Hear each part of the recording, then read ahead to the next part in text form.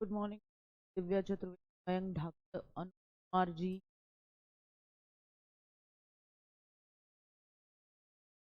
भाई संजय शुक्ला, दीपक प्रजापति। बढ़िया, बहुत।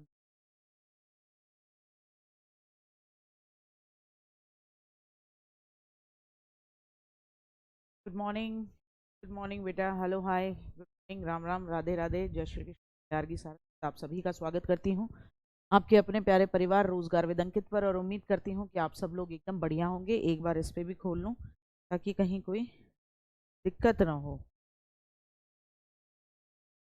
आ जाओ बेटा।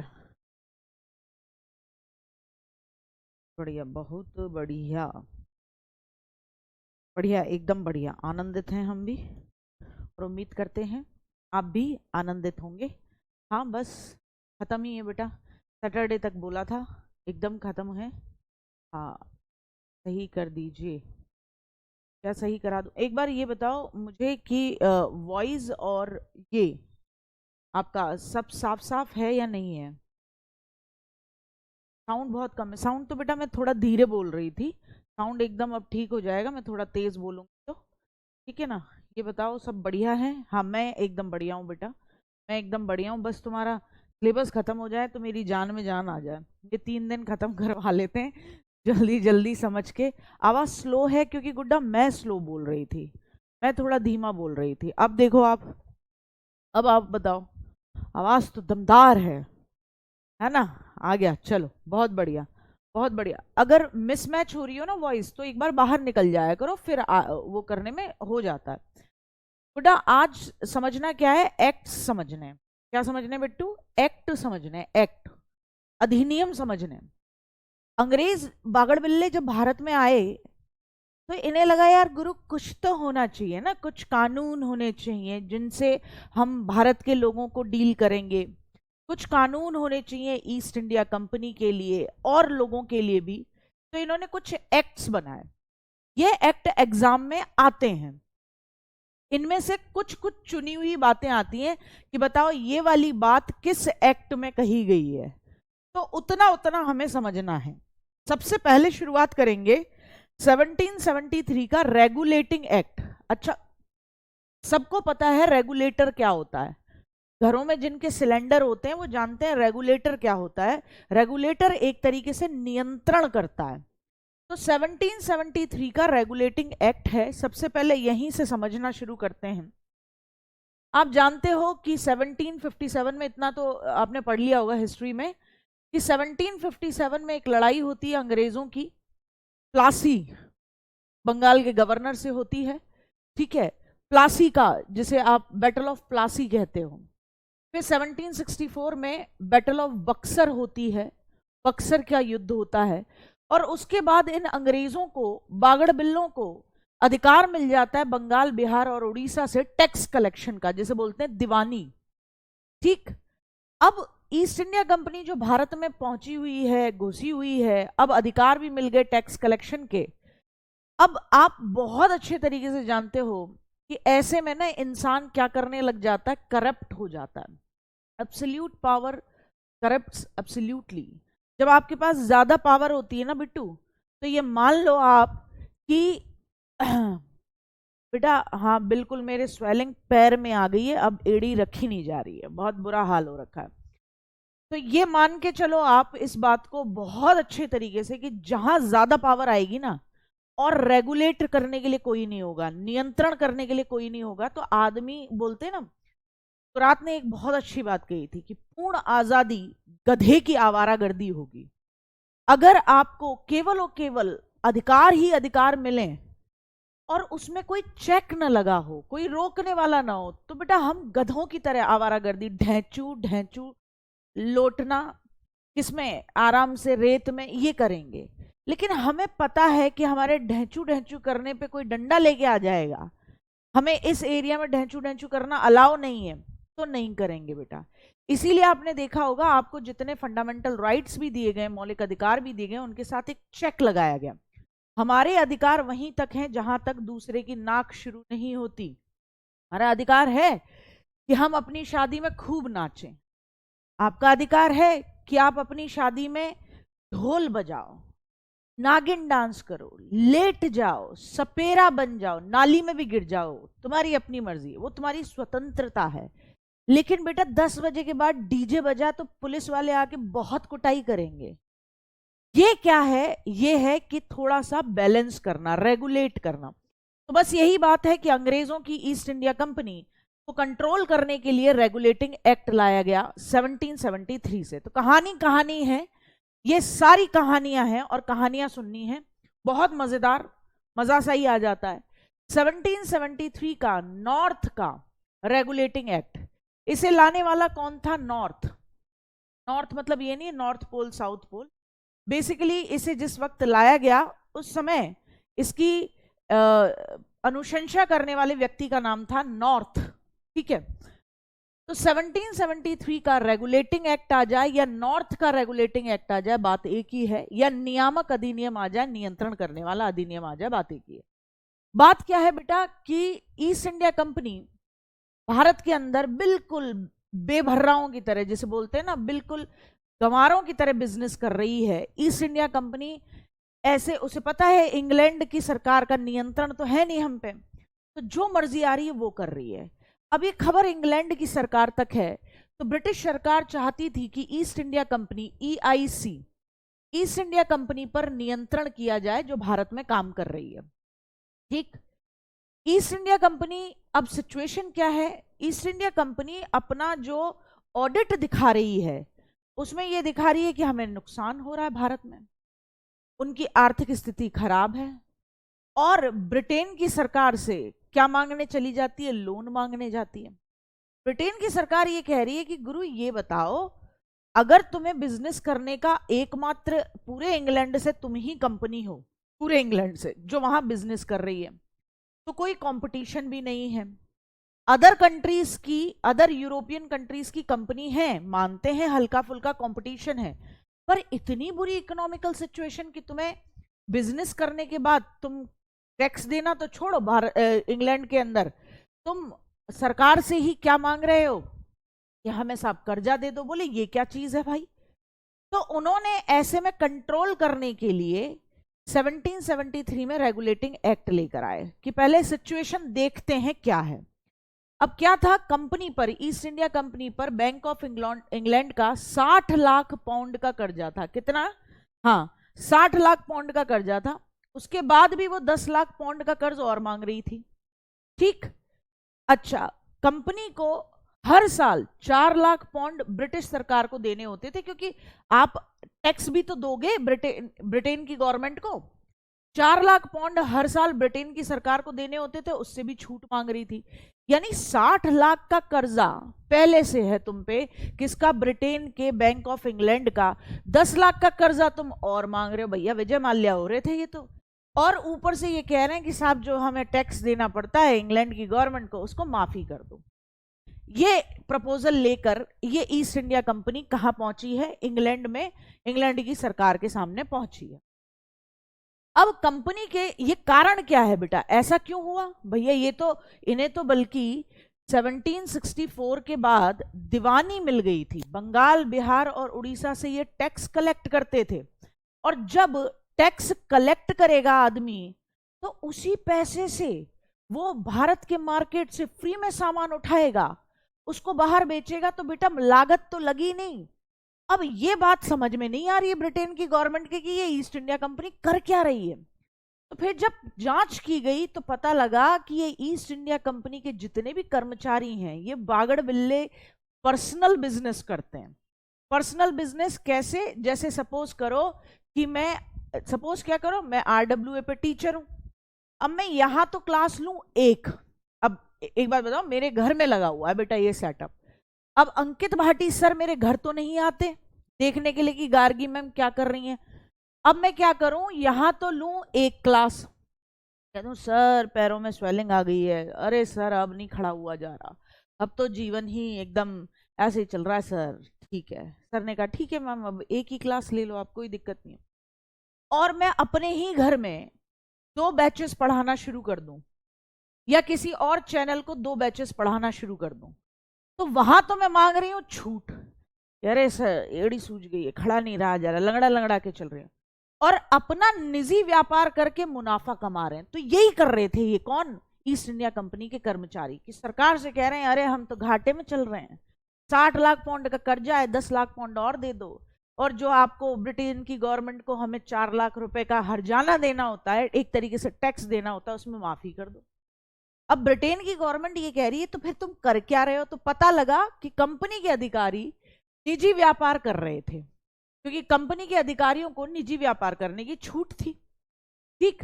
दूसरा इन्होंने ये भी बताया कि भैया आंग्ल मैसूर युद्ध हुआ था, अंग्रेजों का मैसूर के साथ युद्ध हुआ था, उसमें हमारा नुकसान हुआ है, और 1770 में भीषण अकाल पड़ा था बंगाल में। बोले इन सब रीजंस की वजह से हमारे साथ ये दिक्कत है कि हमें मुनाफा नहीं हो रहा। तो ऐसे में 1773 में रेगुलेटिंग एक्ट लाया गया। ठीक है। और इस रेगुलेटिंग एक्ट को लाकर ईस्ट इंडिया कंपनी को कंट्रोल किया। किसने? इंग्लैंड की सरकार ने। उन्होंने कहा कि ठीक है, हम आपको क्या देंगे? हम आपको बिल्कुल पैसा देंगे। आप मांग रहे हो 10 लाख पाउंड, हम आपको 14 लाख पाउंड देंगे, वो भी 4% ब्याज की दर पर। ठीक है। अच्छा, और क्या हुआ इससे? एक तो पैसा तो मिल गया जो ये मांग रहे थे, जितना ऋण मांग रहे थे, ठीक है, वो मिल ही गया, 4% की ब्याज की दर पर भी मिल गया। अब कहा गया कि लेकिन यार ये ईस्ट इंडिया कंपनी जो है, इसके कर्मचारी निजी व्यापार करते हैं, अकेले बिजनेस करते हैं, और कंपनी का दिखाते हैं घाटा, खुद को इनको फायदा होता जा रहा है। इन्होंने इंग्लैंड में बड़ी बड़ी कोठियां ठोक दी हैं। तो फिर ऐसे में कहा गया कि बंगाल में गवर्नर जनरल बनेगा। बंगाल में कौन बनेगा? पहले गवर्नर हुआ करता था, एक नई पोस्ट जीजी गवर्नर जनरल की इंट्रोड्यूस की गई। क्या कहा गया? बंगाल में बनेगा अब गवर्नर जनरल, और उसके साथ होगी उसकी एक काउंसिल, उसकी परिषद होगी जो नजर रखेगी ईस्ट इंडिया कंपनी पर। मेरी बात समझ पा रहे हो? पहले हुआ करता था बंगाल में गवर्नर जो देखता था चीजें। अब क्या कह दिया गया रेगुलेटिंग एक्ट के बाद कि बंगाल में बनेगा गवर्नर जनरल जीजी, और उसके साथ उसकी मदद करने के लिए काउंसिल, एक परिषद भी होगी जो कि उसको क्या करेगी? सजेशन देगी, और ये मिलकर ईस्ट इंडिया कंपनी को कंट्रोल करेंगे। तो भैया ये देखो, उस समय बंगाल में जो पहला जीजी बना, पहला गवर्नर जनरल बना, वो कौन बना बेटा? Warren Hastings. कौन बना? Warren Hasting. और उसकी काउंसिल में 4 लोग और थे। कभी नाम नहीं पूछा जाएगा, चारों के नाम हटा देना दिमाग से। सिर्फ याद रखना बंगाल में पहला गवर्नर जनरल किस एक्ट से बना? तो 1772 का रेगुलेटिंग एक्ट से बना। कोई दिक्कत? सॉरी, 1773 के रेगुलेटिंग एक्ट से बना। ठीक है। और पहला गवर्नर जनरल, पहला जीजी कौन था? वॉरेन हेस्टिंग था। ये केवल निर्णायक वोट दे सकता था। निर्णायक वोट का मतलब जैसे स्पीकर, लोकसभा का स्पीकर और राज्यसभा का उपसभापति देते हैं, कि जब बराबर की स्थिति होती है तभी वोट देते हैं, तो ये भी यही दे सकता था। इन सदस्यों का कार्यकाल 5 वर्ष का था। निर्णय बहुमत के आधार पर होता था। 3 लोग अगर किसी फेवर में हैं तो काम हो जाता।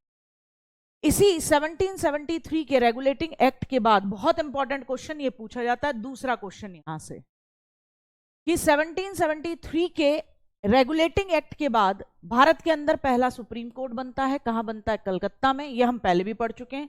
इसका मुख्य न्यायाधीश एलिजा इम्पे और 3 अन्य न्यायाधीश लेम्स्टर, चैम्बर्स और हाइड थे। ये पहले भी पढ़ चुके हैं। तो 2 चीजें जो याद रखनी है आपको अभी तक में, जो 1773 के रेगुलेटिंग एक्ट से हुई। तीसरी इंपॉर्टेंट चीज, कंपनी के व्यापारियों को, कंपनी के अधिकारियों को निजी व्यापार, पर्सनल बिजनेस करने से मना कर दिया गया। बोले जब ये पर्सनल बिजनेस करते हैं तभी ये घपले करते हैं। और कहा कि अगर कभी भी किसी अधिकारी को या कर्मचारी को किसी भी भारत के व्यक्ति से कोई भेंट या उपहार लेते हुए देख लिया तो फिर मुंडी उड़ा देंगे, तो कोई रिश्वत भी नहीं लोगे तुम। ठीक, आ रही बात समझ में? ये था आपका सबसे पहला एक्ट, 1773 का रेगुलेटिंग एक्ट। बहुत इंपॉर्टेंट 3 चीजें हर बार हर एग्जाम में पूछी गई हैं। अगर यहां से कुछ पूछा गया है, रेगुलेटिंग एक्ट। ठीक, लाने वाला, प्रपोजल देने वाला कौन? नॉर्थ। अब क्या प्रपोजल थे भैया इसमें? एक तो ये प्रपोजल था कि कंपनी के अधिकारी निजी व्यापार नहीं करेंगे। कंपनी के अधिकारी क्या नहीं करेंगे? नो निजी व्यापार, क्योंकि बहुत नुकसान हो रहा था। No personal business, no personal business मेरे साथ साथ बाकी तो कहानी थी, ठीक है, बाकी तो कहानी थी। जो मुख्य प्रावधान है वो ये है, पर्सनल बिजनेस नहीं करेंगे। कंपनी के अधिकारी नो पर्सनल गिफ्ट्स, किसी से गिफ्ट्स नहीं लेंगे, ठीक है। कंपनी के अधिकारी किसी से गिफ्ट नहीं लेंगे। अब बंगाल में कौन सी पोस्ट आ गई? बंगाल में एक पोस्ट आई, किसकी? जीजी होगा, गवर्नर जनरल होगा, और उसकी काउंसिल प्लस उसकी क्या होगी बेटा? काउंसिल होगी।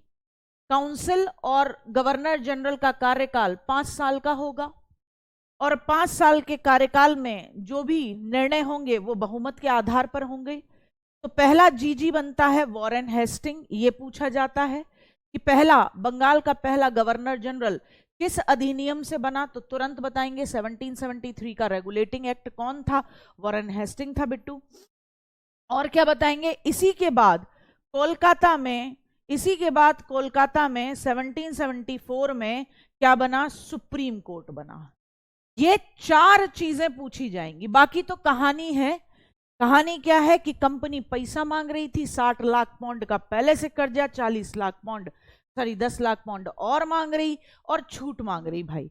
फिर पैसा तो दिया गया, लेकिन ईस्ट इंडिया कंपनी पर इंग्लैंड की सरकार ने कंट्रोल करा, और ये कंट्रोल इस रूप में दिखाई देता है कि अब कंपनी के अधिकारी कोई निजी व्यापार नहीं करेंगे, किसी से कोई पैसा या गिफ्ट नहीं लेंगे, और अब बंगाल में गवर्नर की जगह गवर्नर जनरल होगा, उसकी काउंसिल होगी, जो कि सारी बातें ब्रिटेन की सरकार को लिखित में बताएगा, और कलकत्ता में सुप्रीम कोर्ट की स्थापना। बताओ कोई दिक्कत? ठीक, बहुत बढ़िया, इतना समझ में आया। ये 4 चीजें रिपीटेड आती हैं। आ जाओ अब बाबू, इसमें कुछ थी गड़बड़ियां।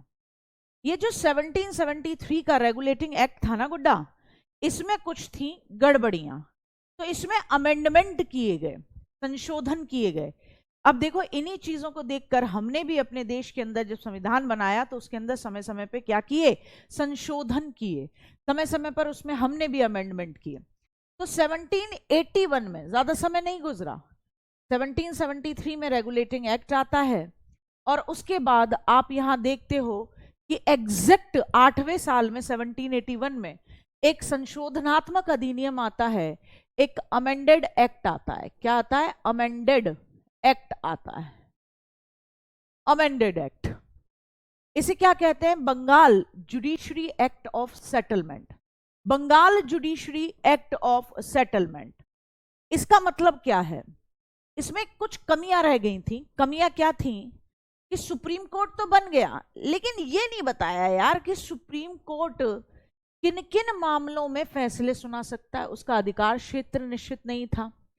कौन से कानून होंगे जिनके आधार पर लोगों को न्याय दिया जाएगा? क्या हिंदू कानून होगा, क्या शरिया का कानून होगा, क्या ब्रिटेन का कानून होगा जिसके आधार पर न्याय दिया जाएगा? तो कुछ कमियां रह गई थी, उसको सुधारने के लिए 1781 में बंगाल जुडिशियल यानी कि जुडिशरी में कुछ कमी रह गई, यानी कलकत्ता में जो सुप्रीम कोर्ट बना वहां सुप्रीम कोर्ट की कुछ चीजों में कमी रह गई।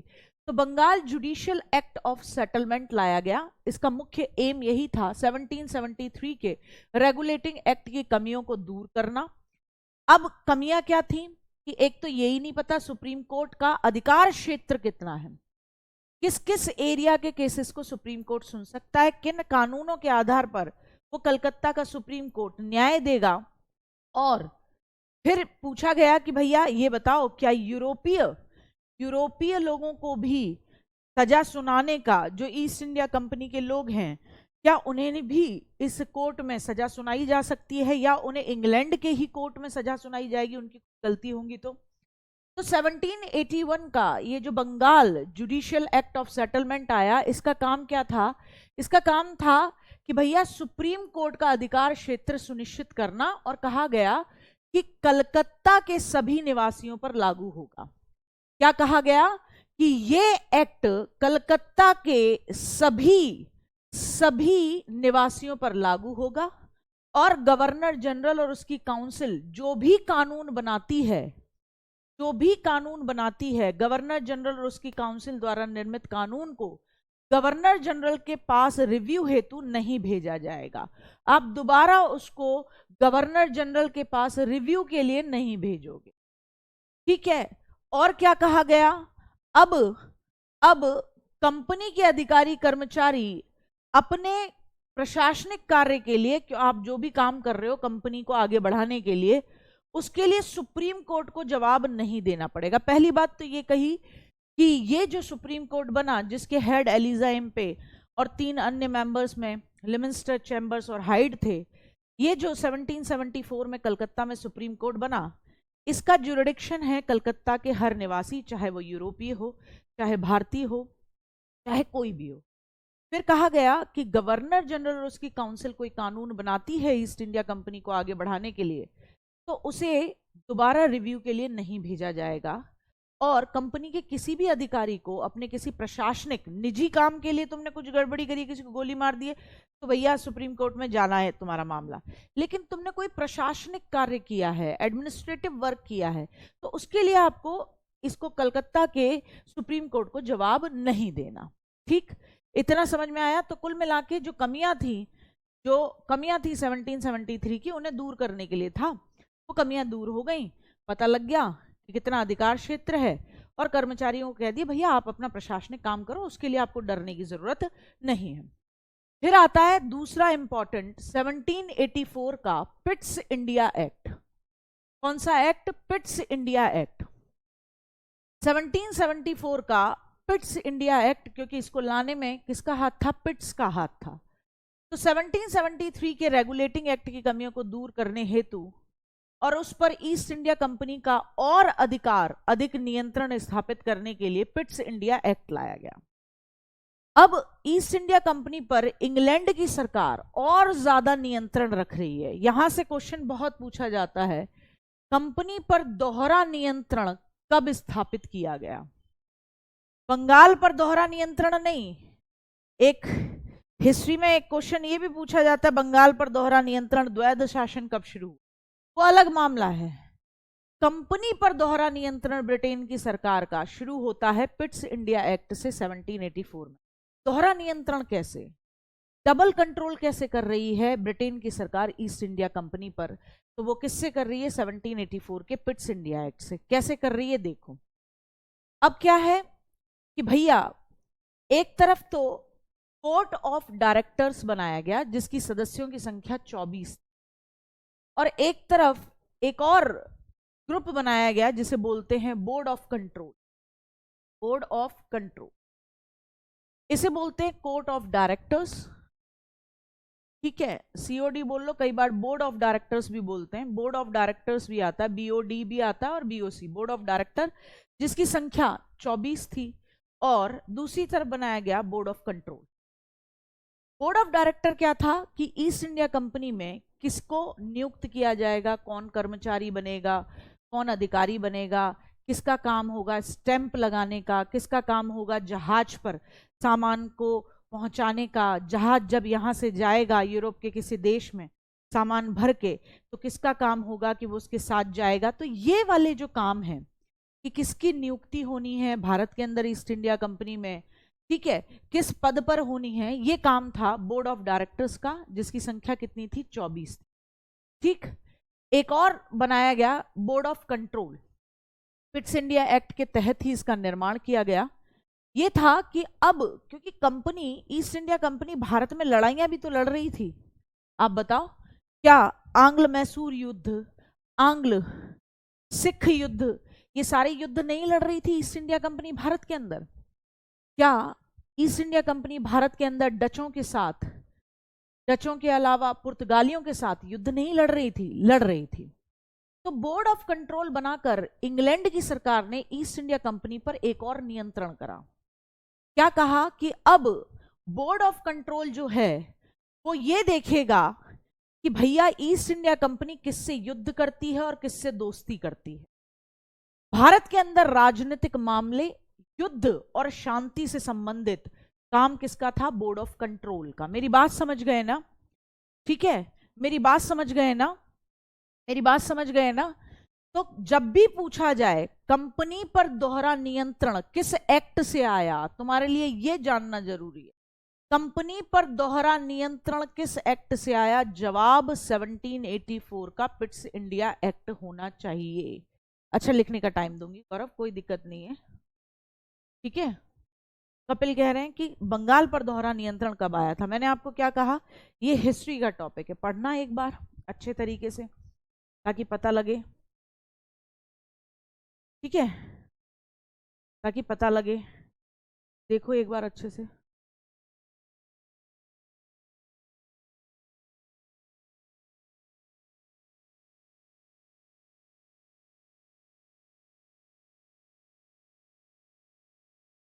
अब सुनो, अब गौर फरमाने वाली बात एक और है। कंपनी पर दोहरा नियंत्रण यानी एक तो नियुक्ति करने के लिए एक क्या है, बोर्ड ऑफ डायरेक्टर्स है, 24 संख्या है, जो कंपनी में सिर्फ नियुक्ति करती है। एक बोर्ड ऑफ कंट्रोल है जो कि 1784 के पिट्स इंडिया एक्ट के बाद बना है, और अब ये डिसाइड करेगा कि कंपनी किसके साथ युद्ध करेगी, किसके साथ शांति का माहौल रखेगी।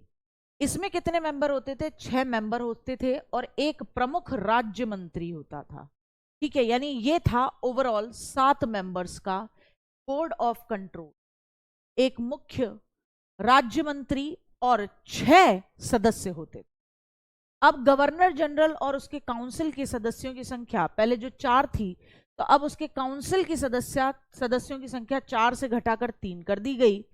और मद्रास और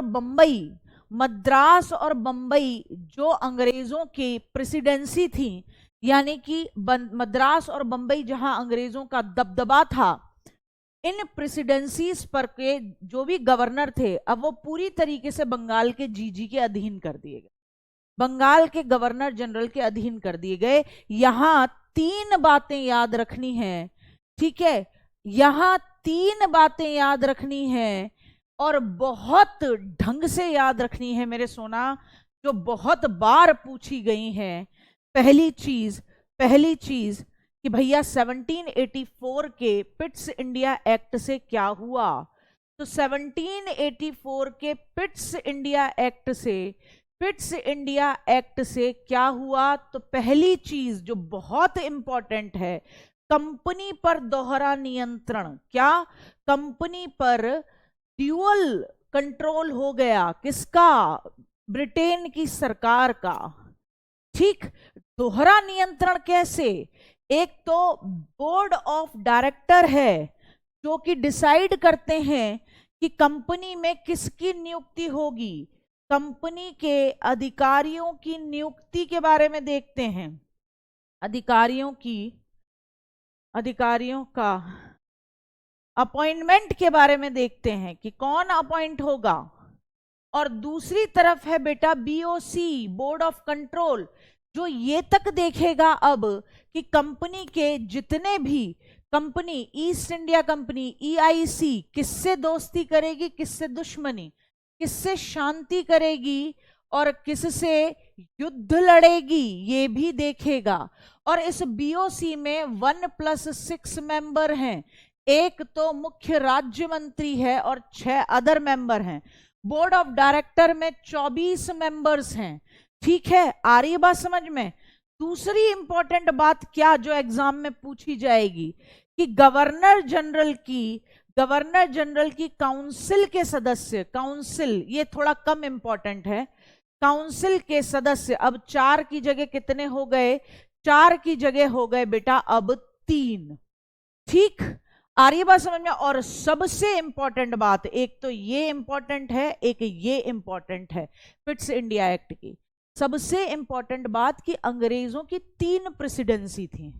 प्रेसिडेंसी का मतलब जहां पर पैसा भी अंग्रेज कलेक्ट करते थे और एक तरीके से प्रशासनिक कार्य, एडमिनिस्ट्रेटिव वर्क भी अंग्रेज करते थे। वो कौन सी 3 प्रेसिडेंसी थी, सबको पता होना चाहिए, मेरे साथ बोलेंगे। एक तो थी बंगाल, एक मद्रास, एक बंबई।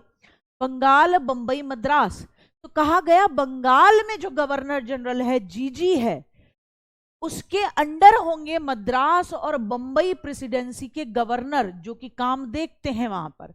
तो क्या कहा गया कि बंगाल के जीजी, बंगाल के जीजी, जीजी का मतलब समझ रहे हो ना बाबू, समझ रहे हो ना गुड्डा, गवर्नर जनरल के अंडर होंगे, अंडर कौन होंगे, बंबई, बंबई व मद्रास के गवर्नर होंगे, के कौन होंगे, गवर्नर होंगे। कोई दिक्कत सोना, ये इंपॉर्टेंट बात बताओ, कोई दिक्कत, कोई दिक्कत, हाँ ठीक है, ये इतना समझना है मेरा बच्चा, ठीक। एक बार मैं फिर से रिवाइज कराती हूँ, एक बार फिर से रिवाइज करें, देखें कितना याद है दिमाग में बिट्टू। तो सबसे पहले 1773 का रेगुलेटिंग एक्ट, बात यह है ईस्ट इंडिया कंपनी बहुत ज्यादा बदतमीजी पे उतर रखी है, इंग्लैंड की सरकार को पागल बना रही है और पैसा मांग रही है बहुत ज्यादा। तो इंग्लैंड की सरकार ने कहा पैसा तो देंगे, कोई दिक्कत नहीं है, पर कंट्रोल लेंगे साहब। तो कंट्रोल आता है, तो 1773 के नॉर्थ के रेगुलेटिंग एक्ट के बाद से, यह नियामक अधिनियम के बाद से, कंपनी के अधिकारी अब निजी व्यापार नहीं कर सकते थे, पर्सनल बिजनेस नहीं कर सकते थे, भारत में किसी भी व्यक्ति से कोई तोहफा, किसी भी तरीके की रिश्वत नहीं ले सकते थे। और इसी के बाद कलकत्ता में सुप्रीम कोर्ट की स्थापना होती है, और यही वो समय है जब भारत के अंदर, बंगाल के अंदर गवर्नर की पोस्ट को गवर्नर जनरल की पोस्ट बना दिया जाता है और उसकी काउंसिल दे दी जाती है, जिस काउंसिल में 4 सदस्य थे, और सबसे पहला बंगाल का गवर्नर जनरल बनता है वॉरेन हेस्टिंग। ये था बेटा 1773 का, जिसमें से 4 इंपॉर्टेंट बातें जो मैंने बताई वो चारों पूछी जाती हैं एग्जाम में। फिर बेटा यहां कुछ गलती रह गई, इसीलिए 1781 में एक एक्ट आता है जिसे बोलते हैं Bengal judicial act of settlement. क्या कहते हैं, बंगाल जुडिशियल, हाँ 1773 में आया था पूनम, ठीक है, Bengal judicial act of settlement. अब इस Bengal judicial act of settlement ने कहा कि भाई ये जो सुप्रीम कोर्ट बना के बैठे हो 1774 में आप, इसका जुरिडिक्शन क्या है, क्या पूरे भारत के लोगों पर सुनवाई करेगा। तो रिजल्ट निकल के आया कि नहीं, केवल कलकत्ता के अंदर रहने वाले यूरोपीय हो या भारतीय हो, उन सब पर कंट्रोल करेगा। और कहा गया कि अब जो कंपनी के प्रशासनिक कार्य होंगे, एडमिनिस्ट्रेटिव कार्य होंगे, उनके लिए सुप्रीम कोर्ट को जवाब नहीं देना होगा, और जो गवर्नर जनरल और उसकी काउंसिल कोई निर्णय देती है तो उसे दोबारा रिव्यू के लिए गवर्नर जनरल के पास नहीं भेजा जाएगा। फिर आता है बहुत इंपॉर्टेंट 1784 का fits India act.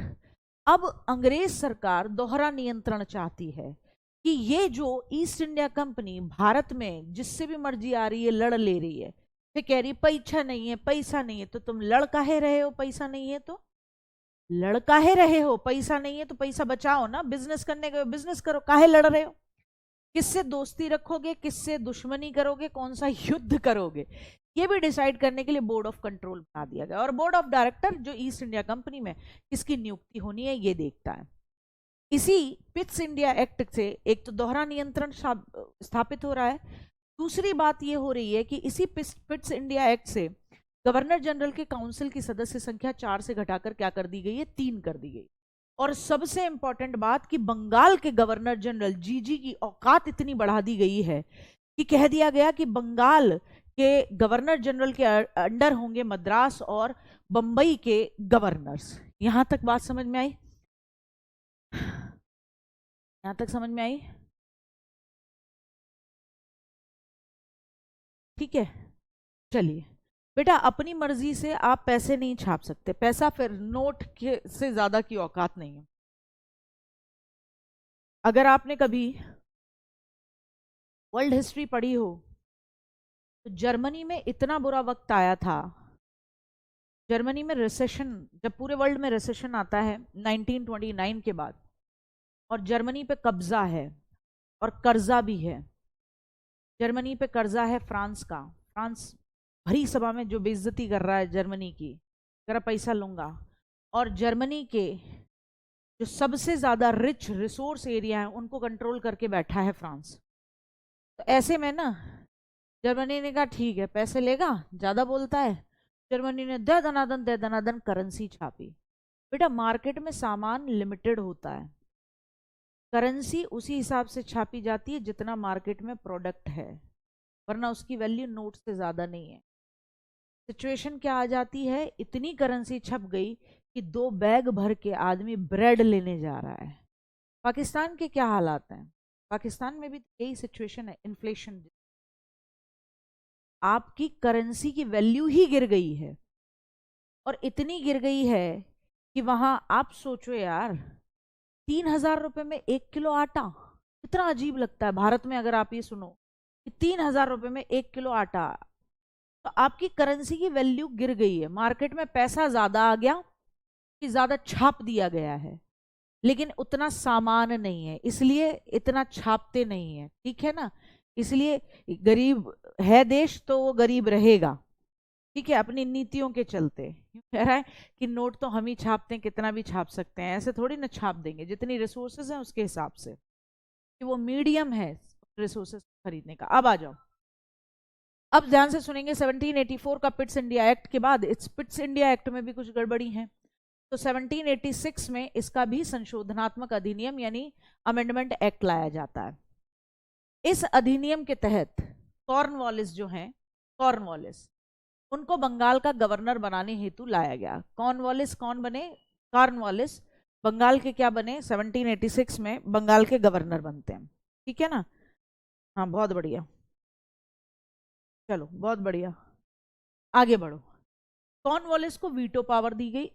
Veto power आप जानते हो, वीटो का मतलब होता है मैं मना करता हूं। वीटो का मतलब क्या होता है, मैं मना करता हूं। अब आप इस बात को बहुत अच्छे तरीके से जानते हो, वीटो का मतलब होता है मैं मना करता हूं, मैं किसी भी चीज के लिए मना करता हूं, ये होता है वीटो।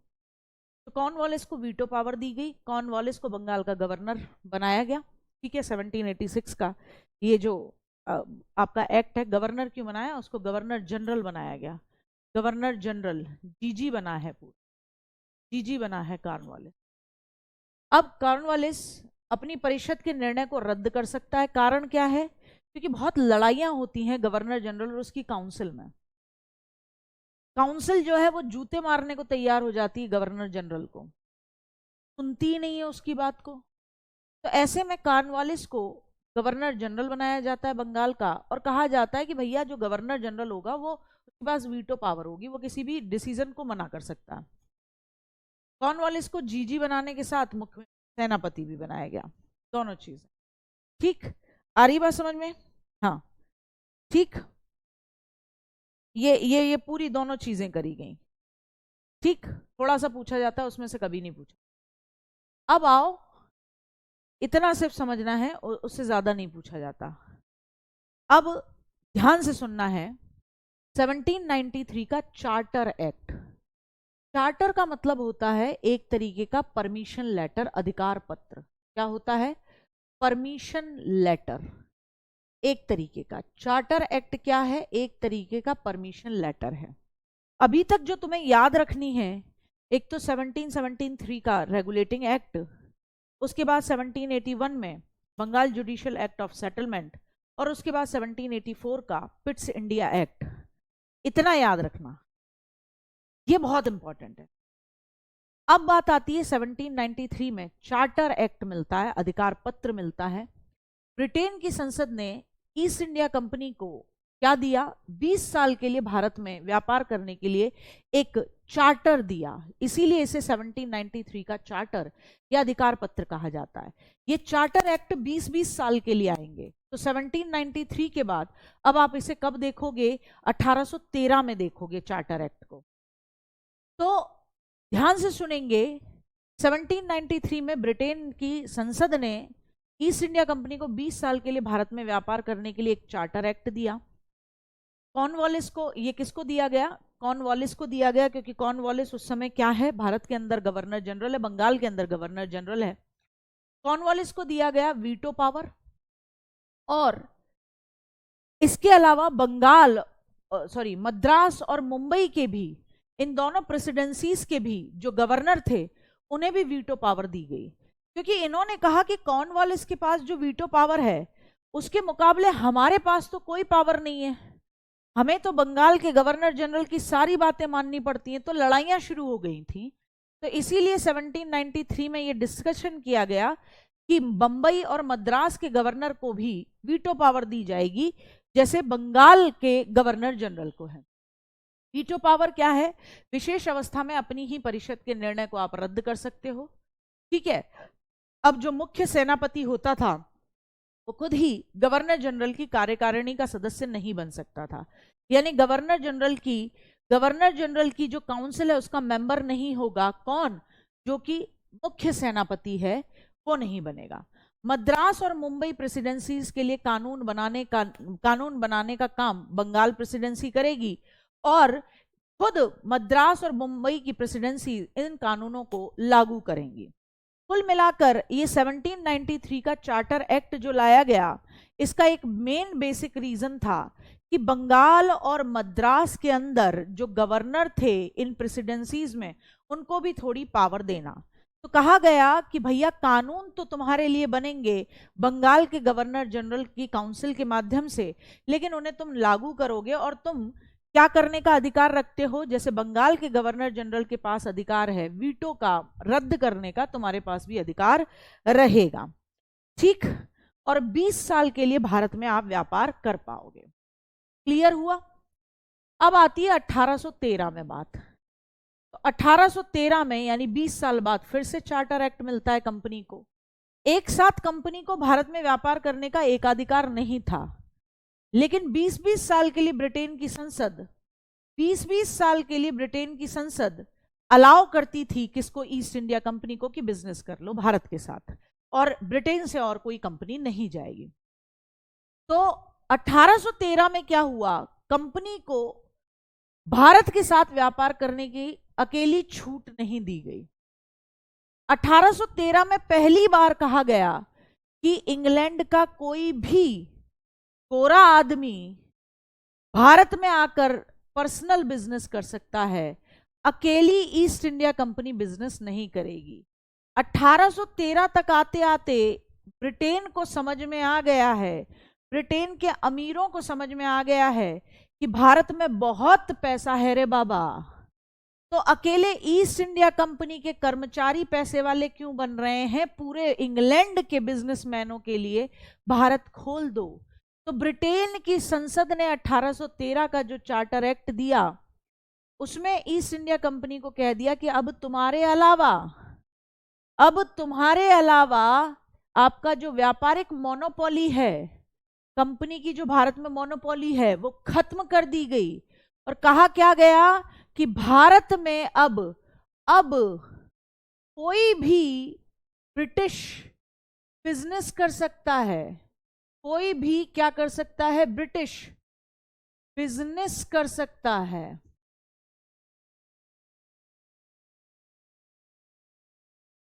ठीक। तो 1813 में मोनोपोली खत्म, लेकिन इसे बोलते हैं चाची। क्या बोलते हैं? चाची।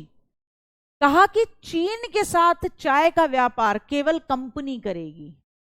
चाची, चीन के साथ चाय का व्यापार का अधिकार केवल ईस्ट इंडिया कंपनी को दिया गया।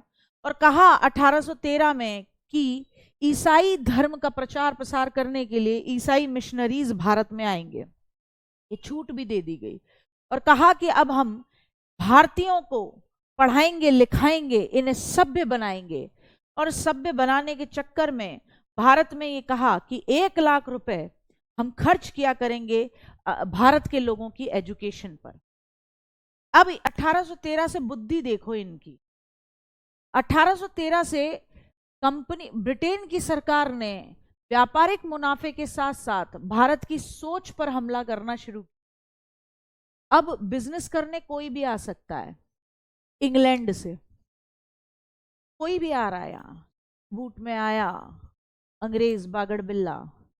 हम देख के क्या कह रहे हैं? वाह, कितनी गोरी महिलाएं होती हैं इनकी, कितनी आजादी है इनकी, क्या बढ़िया मामला है इनका, क्या लाइफ है इनकी। हम धोती कुर्ता छोड़ के पैंट शर्ट में उतर रहे हैं इन्हें देख के। कंपनी को अधिकार है केवल चीन के साथ चाय का व्यापार करेगी, वहां ब्रिटेन का कोई आदमी नहीं। अभी हमारी सोच पर, हमारे धर्म पर क्या कर रहे हैं? वार करना चाहते हैं। तो इन्होंने कहा कि इन्हें बताओ इंडियंस को ईसाई धर्म भी कुछ है। ईसाई मिशनरीज भारत में आने लगे, कहने लगे Jesus is here for you, your all the suffering. Bharat जिसके अंदर जातिगत मामला बहुत बुरी हालत में था, छूत था, ये जा रहे हैं कहाँ? उन्हीं SC ST के लोगों के पास। उनको जाके कह रहे हैं, oh my child you are in the pain but there is a god. तुरंत कन्वर्जन शुरू हो जाता है भारत में। 1813 से ईसाई मिशनरीज का भारत में आगमन, कन्वर्जन शुरू। भारत के लोगों को बताया जा रहा है कि हमारा धर्म नहीं है, जो ऊपर बहुत है। यूरोप को देखो आगे क्यों बढ़ गया? Because Jesus is there. धर्म के साथ जोड़ा जा रहा है। तुम गुलाम हो, तुम बाकी छोटे मोटे भगवान जियों को मानते हो। और कहा कि अब इंडिया के अंदर हम शैक्षणिक सुधार करेंगे। हमारी गुरुकुल सिचुएशन की बैंड बजा के रख दी। और क्या कहा? अब हम 1 लाख रुपए खर्च करेंगे इंडिया के एजुकेशन सिस्टम को सुधारने के लिए। ऐसे व्यक्ति पैदा करेंगे जो सोचने में अंग्रेज हों, केवल कलर में भारतीय हों। टाइम टेबल बनने लगा, सब्जेक्ट्स पढ़ाए जाने लगे, पासिंग सिस्टम लाया गया कि इतने नंबर पे पास, इतने नंबर पर फेल, पेपर होने लगे। ये सारा मामला यहां से शुरू हो रहा है 1813 से। 1793 का चार्टर एक्ट याद रहेगा। बंगाल और मद्रास के गवर्नर्स को कहा गया कि आपको भी वीटो पावर देते हैं, लेकिन कानून बनेंगे बंगाल की प्रेसिडेंसी में जिन्हें आप फॉलो करोगे। ये इंपॉर्टेंट है 1793 के चार्टर एक्ट में। 1813 के चार्टर एक्ट में क्या इंपॉर्टेंट था कि व्यापारिक मोनोपोली खत्म। केवल चाची चीन के साथ चाय का व्यापार कर सकती है, ईस्ट इंडिया कंपनी। बाकी भारत के अंदर ईसाई धर्म का प्रचार करने के लिए मिशनरीज भी आए और भारत के एजुकेशन सिस्टम की बैंड बजाने की भी तैयारी हो गई।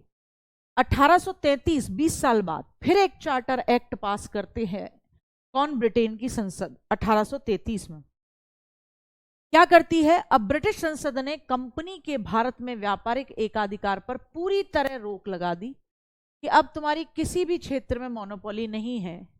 कंपनी के शेयर होल्डर्स को, जिनके कंपनी में पैसे हैं, उनको हानि नहीं हो, इसलिए कहा गया कि कंपनी जो भी कमा रही है उसका 10.5% कंपनी के शेयर होल्डर को देगी और कंपनी पर total control, east India company के ऊपर टोटल कंट्रोल ब्रिटेन की संसद का हो गया।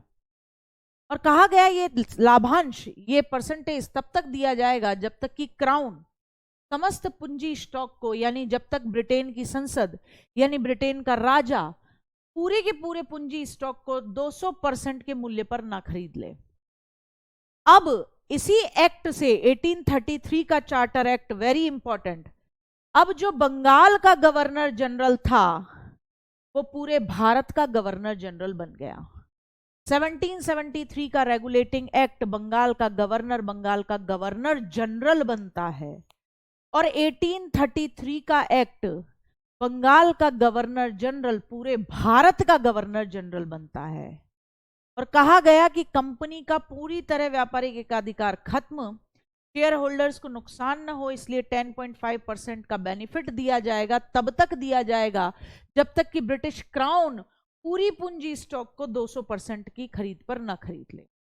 अब गौर फरमाने वाली चीज जो यहां तक मैं आपको समझाना चाहती हूं वो आपको दिमाग में बैठानी है।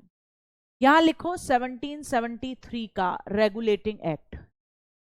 ठीक, ये कहानी बहुत ध्यान से समझना, बस यहीं खत्म करूंगी आज।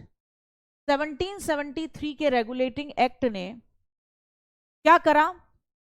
बंगाल के गवर्नर को बंगाल का गवर्नर जनरल बना दिया।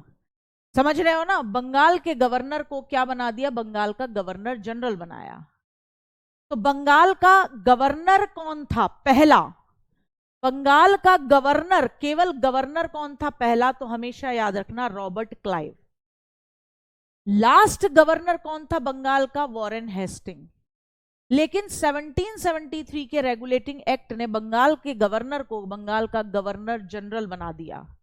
तो जो लास्ट गवर्नर था बंगाल का, वही तो पहला जीजी बनेगा, वही तो पहला जीजी बनेगा, ऐसे समझो। ऐसे समझो कि एक दिन एक कानून आए,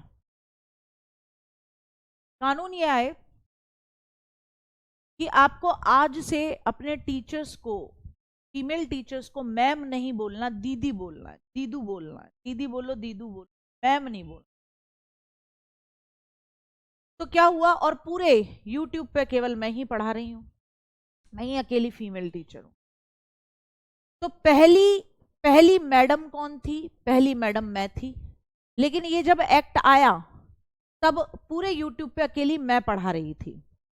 तो पूछा जाए लास्ट मैडम कौन थी जिसे मैडम नाम से बुलाया गया? बोले गार्गी। और पहली दीदी कौन बनी? तो वो भी गार्गी बनी, क्योंकि जिस दिन एक्ट आया उसके बाद से, उसके नेक्स्ट डे से इन्हें दीदी कहना शुरू कर दिया। तो बंगाल का पहला गवर्नर था Robert Clive, last governor Warren Hasting. और लास्ट गवर्नर जब वॉरेन हेस्टिंग था, उसी समय पे 1773 का रेगुलेटिंग एक्ट आ गया। तो बंगाल का पहला जीजी कौन बनेगा? यही बागड़ बिल्ला बनेगा। कौन बनेगा? यही बागड़ बिल्ला बनेगा। 1773 का रेगुलेटिंग एक्ट आता है और बंगाल का गवर्नर जनरल बन जाता है। और बंगाल का गवर्नर जनरल बनने वाले ये व्यक्ति हैं, ठीक, Warren Hasting first. Last governor general कौन रहे बंगाल के? William Bentinck. कौन रहे? William Bentinck. और आप अच्छी तरीके से जानते हो, अच्छी तरीके से जानते हो कि 1833 का चार्टर एक्ट आता है। 1833 का चार्टर एक्ट आता है। उसके बाद बंगाल का गवर्नर जनरल अब क्या बन जाएगा? भारत का गवर्नर जनरल बन जाएगा। क्या बन जाएगा? भारत का गवर्नर जनरल। तो पहला गवर्नर जनरल भारत का कौन बना? विलियम बेंटिक बना। कौन बना? William Bentinck. कौन बना? William Bentinck. और उसके बाद आएगा बेटा भारत शासन अधिनियम, गवर्नमेंट ऑफ इंडिया एक्ट अधिनियम 1858, 1857 की क्रांति के बाद। और तब जो भारत का गवर्नर जनरल था लास्ट, वो था कैनिंग। और फिर भारत के गवर्नर जनरल की पोस्ट खत्म हो जाएगी 1858 में, और वाइसराय की पोस्ट बन जाएगी। तो भारत का पहला वाइसराय कौन बनता है? कैनिंग बनता है। लास्ट कौन बनता है? माउंटबेटन। फिर भारत आजाद होगा तो स्वतंत्र भारत का पहला गवर्नर जनरल माउंटबेटन बनता है, और अंतिम सी राजगोपालाचारी बनते हैं। और यहां एक चीज और लिखना, एक चीज और लिखना, स्वतंत्र भारत के सी राजगोपालाचारी क्या थे? स्वतंत्र भारत के फर्स्ट भारतीय इंडियन थे, गवर्नर जनरल थे। कौन? सी राजगोपालाचारी। कौन? सी राजगोपालाचारी। तो मेरी बात ध्यान से सुनना, अंग्रेज जब भारत में आए तो पहले बंगाल का 1764 के बाद बंगाल के अंदर गवर्नर था। पहला गवर्नर कौन बनता है? Robert Clive. लेकिन 1773 के अंदर रेगुलेटिंग एक्ट आता है और कहा जाता है कि बंगाल का गवर्नर अब बंगाल का गवर्नर जनरल बनेगा। तो उस समय गवर्नर था कौन? Warren Hasting. तो वही बनता है भारत के अंदर बंगाल का पहला governor general. Last governor general कौन था? William Bentinck. उसी के समय पे 1833 का चार्टर एक्ट आता है और कहता है कि बंगाल का गवर्नर जनरल अब पूरे भारत का गवर्नर जनरल हो। तो विलियम बेंटिक ही पहला गवर्नर जनरल बनता है पूरे भारत का। फिर लास्ट चलता है कैनिंग। उसके समय पे 1857 की क्रांति होती है, ईस्ट इंडिया कंपनी पर टोटली कंट्रोल ब्रिटेन की संसद का हो जाता है, और भारत शासन अधिनियम 1858 आता है। तो कैनिंग जो कि भारत का गवर्नर जनरल था, उसे ही भारत का पहला वाइसराय बना दिया जाता है, और वो भारत का पहला वाइसराय बनता है कैनिंग। लास्ट कौन बनता है? माउंटबेटन। भारत आजाद होता है, उसके बाद फिर से गवर्नर जनरल की पोस्ट बनाई जाती है। तो पहला स्वतंत्र भारत का पहला आपका गवर्नर जनरल कौन है? माउंटबेटन है। माउंटबेटन चला जाता है। फिर अंतिम कौन है? सी राजगोपालाचारी, और वो भारत का पहला भारतीय गवर्नर जनरल है। ठीक है, आ रही बात समझ में? इतना याद रखना। 1853 का चार्टर एक्ट और समझ लो, या फिर आज के लिए इतना ही रहने दो, है ना, इतना ही रहने दो। आज के लिए इतना ही रहने दो। 1853 का चार्टर एक्ट कल समझेंगे। चार्टर एक्ट 20-20 साल के लिए हैं। मैंने सारी चीज़ें बहुत धीरे धीरे कहानी की तरह बताई हैं बेटा, इंपॉर्टेंट है, दिमाग में रखनी है। अब कल बताऊंगी यहां से 1853 के चार्टर एक्ट से, ठीक है। ज़्यादा कुछ नहीं है इसमें, बस थोड़ा सा है 1853 का चार्टर एक्ट, और फिर भारत को आज़ाद करवाएंगे। भारत को आज़ाद नहीं कराएंगे, पहला स्वतंत्रता संग्राम कराएंगे, उसके बाद भारत के अंदर जो चेंजेस हो रहे हैं उनको देख, ठीक है। तो चलिए आज के लिए इतना ही है। हाँ, पूरा नाम अब बेटा आप लॉर्ड लगाओ या जो लगाना चाहो, कैनिंग, मैं तो कैनिंग ही बोलूँगी, ठीक है। ठीक है, कल करेंगे।